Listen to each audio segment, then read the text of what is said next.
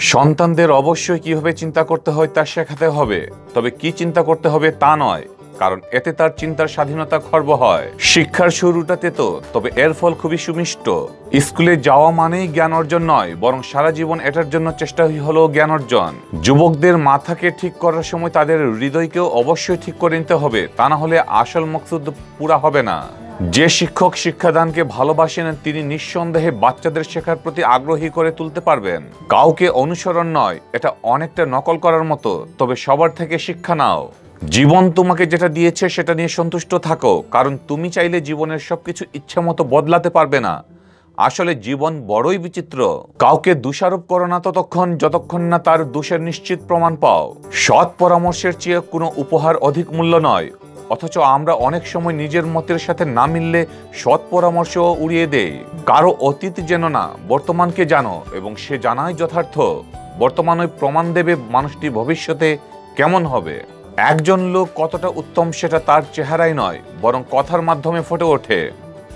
গর্ব না করাই গর্বের বিষয়, বড় হয়েও নিজেকে ছোট মনে করা গৌরবজনক। যদিও এখন আমরা আর এই নীতিবাক্য মানতে খুব একটা আগ্রহী নই। প্রশংসা করতে হবে প্রকাশ্যে, কিন্তু সমালোচনা ব্যক্তিগতভাবে। মানুষ তখনই ব্যর্থ হয় যখন সে নিজের লক্ষ্য ও উদ্দেশ্য ভুলে যায়।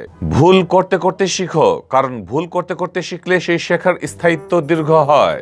সত্যের ভাত নাই, তবে আঙুর আপেল ডিম দুধ ঠিকই আছে। এজন্যই তো সত্য এত শক্তিশালী।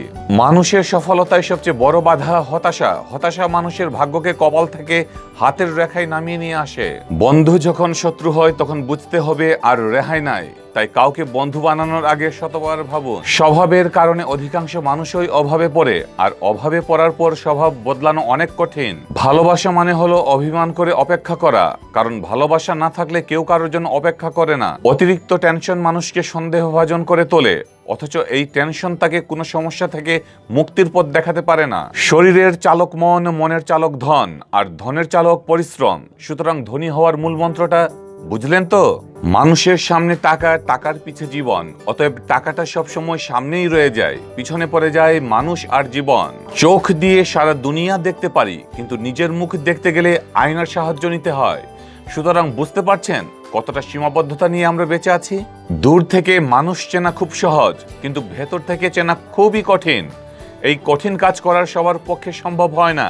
মাথা ব্যথা করলে একটা প্যারাসিটামল খেয়ে নিতে বলাটা হচ্ছে কেয়ারিং, আর মাথায় হাত বুলিয়ে দেওয়াটা হচ্ছে ভালোবাসা।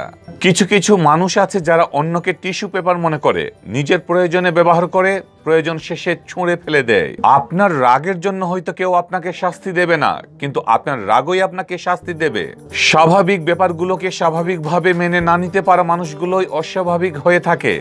এরা যতটুকু না নিজের জন্য ক্ষতিকর, তার চেয়ে বেশি অন্যের জন্য। প্রকৃত স্মার্ট তারা যারা সব পরিস্থিতিতে নিজেকে মানিয়ে নিতে পারে।